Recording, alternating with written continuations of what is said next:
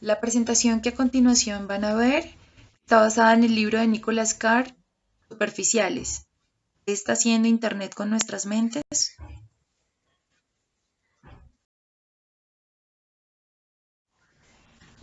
Abordaremos el capítulo número 2, los caminos vitales. Este tiene por objetivo abordar los diferentes debates que se dieron sobre el tema del cerebro, sobre su estructura y su funcionamiento. Arrancamos con el primero, se da a finales del siglo XIX.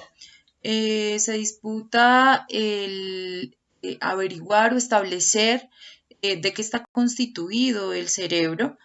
Se enfrentan dos posturas importantes. Vamos a ver a continuación.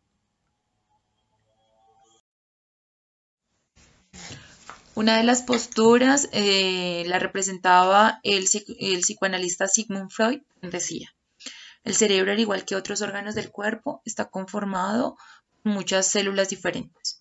Los huecos intercelulares, barreras de contacto, como él las llamaba, desempeñaban un papel esencial en el gobierno de las funciones de la mente. Funciones, pues, que van a hacer referencia a lo que son los pensamientos, la imaginación. A continuación, la siguiente postura. Por otro lado, la otra postura diría que el cerebro no era celular en su construcción, sino que más bien constaba de un tejido único y continuo de fibras nerviosas. Un debate que finalmente se disolvió gracias a la inclusión del microscopio a este tipo de investigaciones. De esta forma se va a constatar que hay una existencia de células nerviosas específicas del cerebro llamadas neuronas y que pues son iguales y diferentes respecto a las demás células de nuestro cuerpo. Otro gran debate que se dio fue alrededor del tema de la plasticidad, un concepto que hace referencia al modo en el que nuestro sistema nervioso cambia a partir de esa interacción con el entorno. Habían unos que afirmaban que había plasticidad en la etapa de la infancia. A partir de allí se iban generando los cableados o las redes neuronales que iban a regir durante toda la vida del ser humano. La única transformación que éste podía tener era una degeneración en toda la red neuronal. Era a causa de que estas células iban muriendo. Pues había otra postura que pues decía lo contrario. Entonces a continuación, una de las primeras posturas. Una de las posturas estaba representada por Santiago Ramón y Cajal, neuroanatomista español, premio Nobel de Medicina. En 1913 declaraba: en los centros del cerebro adulto, las vías nerviosas son algo fijo, acabado, inmutable. Y cerraba con esta frase: todo puede morir, nada puede regenerarse. La siguiente postura es...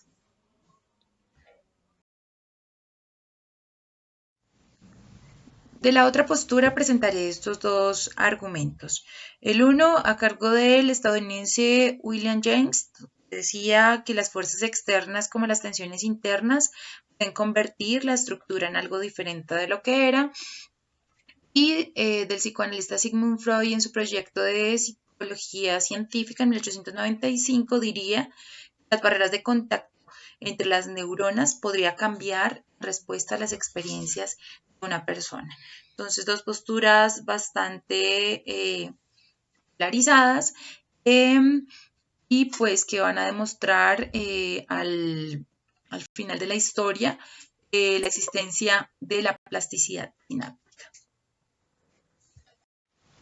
Bueno, estos argumentos anteriormente mencionados no van a tener el suficiente impacto, pero sí van a dejar como el eco para posteriores investigaciones, porque pues se presenta en una época donde es la era industrial. La metáfora del cerebro como un artefacto está allí.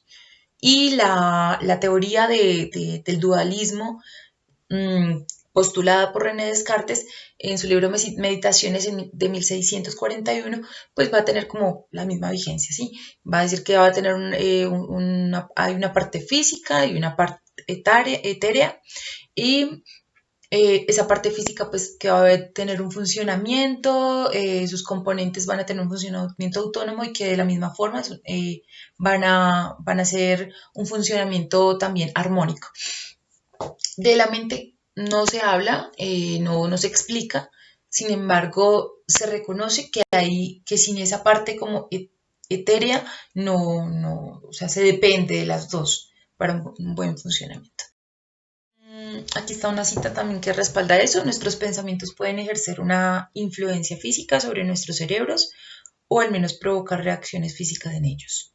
Neurológicamente acabamos siendo lo que pensamos, o para que lo pensemos también nosotros. Y un tiempo después,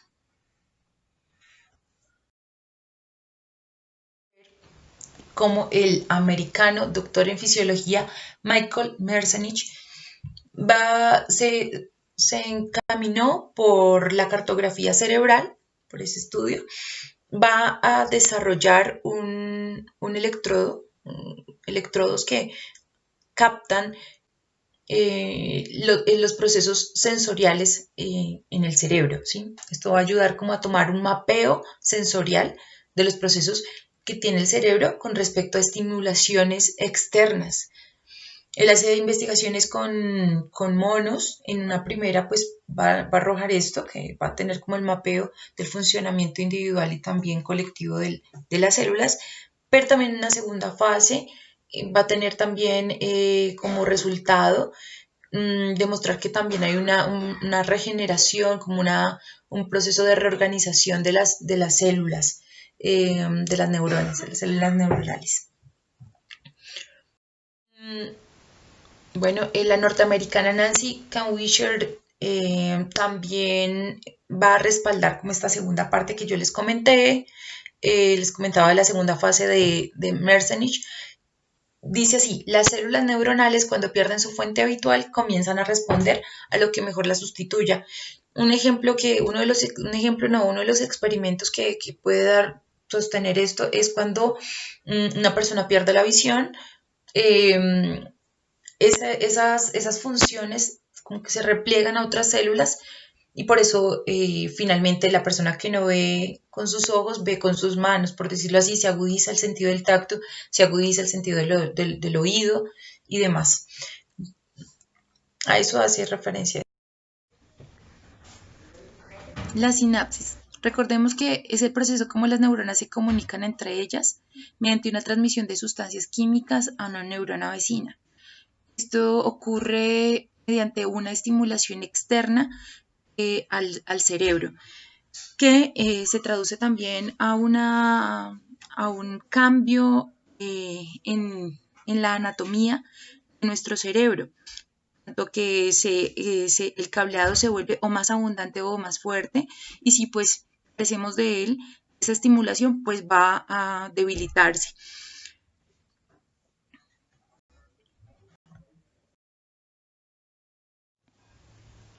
Otro dato importante aquí es que no solamente las acciones físicas, sino que las mentales también van a generar cambios en la anatomía cerebral.